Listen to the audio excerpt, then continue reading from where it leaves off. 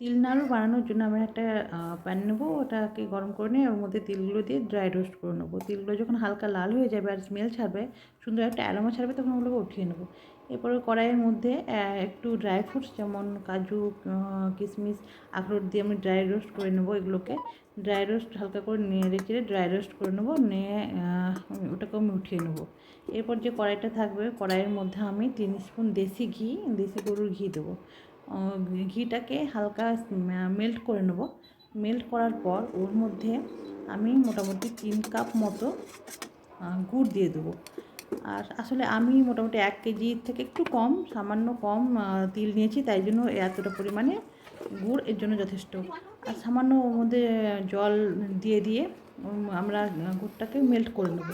গুড়টা যখন মেল্ট হয়ে যাবে, ওর মধ্যে সামান্য একটু এলাচ গুঁড়ো পাউডার আর একটু খাবার সোডা আমরা মিক্স করে নেব। এখানে বলে দিই, এলাচ গুঁড়োটা এই জন্যই নিচ্ছি যেন আমার যে নাড়ুগুলো হয় বা বরফিগুলো যেগুলো আমি বানাবো সেগুলো স্মেল ভালো হয়। আর আমরা যে খাবার সোডাটা দিলাম সেটা এই জন্যই দিই যে ফেনা ফেনা একটা ভাব দেখতে পাচ্ছেন, ওই খাবার সোডার জন্যই মনে হয় হচ্ছে যতদূর সম্ভব। কারণ একটা শক্ত ভাব চলে আসে, গুড় যদি খুব একটা কঠিন হয়ে যায় বা গুড় যদি বেশি পাক ধরে যায়, সেই যে ভাবটা আসবে না। মানে মুখের মধ্যে দিলে যেন বাচ্চারা সহজে খেতে পারে। বাচ্চারা শক্ত জিনিস পছন্দ করে না, একটু দাঁতে চেপে খেতে কষ্ট হলে অনেকে খেতে চায় না। সেই জন্য আমি এই খাবার সোডাটা দিয়ে নিচ্ছি। এতে জিনিসটা খুব সুন্দরভাবে কড়মড়ে হয়ে থাকবে, কিন্তু আবার খুব শক্তও হবে না, স্বাদটাও বজায় থাকে, এতে কোনো অসুবিধা হয় না দিলে। তারপর এইরকম যখন একটা কনসিস্টেন্সি আসবে, ওর মধ্যে ড্রাই রোস্ট করে নিচ্ছি যে কাজু, কিশমিশ, আখরোট একসঙ্গে আমি মিক্স করে নিয়েছিলাম, সেটা দিয়ে মিক্স করে নেবো। আর অর্ধেকটা তিল আমি ওর মধ্যে দিয়ে ভালো করে ওটাকে নেড়ে চেড়ে সুন্দর করে বাইন্ডিংয়ের মতো করে প্রসেসিংয়ে আমি এগোবো। এইভাবে করে আমরা যখন এই প্রসেসটা করব, তখন অবশ্যই আমাদের খেয়াল রাখতে হবে চুলোর আঁচ যেন খুব বেশি না হয়, একদম লোতে করে নেবেন।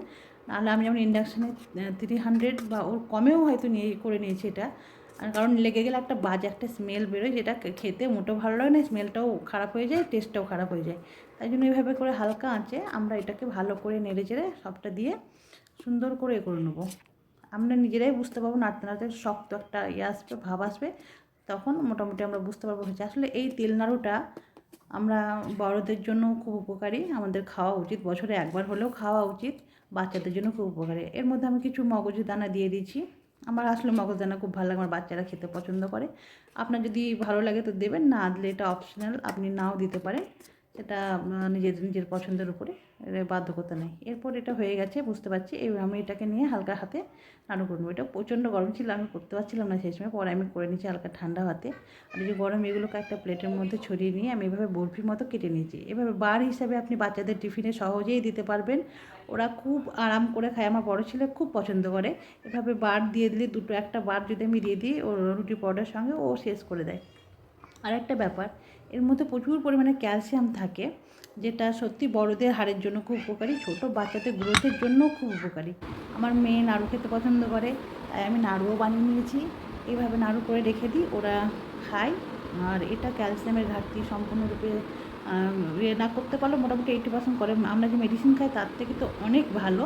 আর বাচ্চাদের জন্য খুবই উপকারী। আমরা বাচ্চাদেরকে ক্যালসিয়ামের যে চূর্ণ বা ডাস্ট খাওয়াই, ওষুধ খাওয়াই, তার থেকে এভাবে আপনি নাড়ু বানিয়ে বা বার বানিয়ে খাবেন, উপকার পাবেন।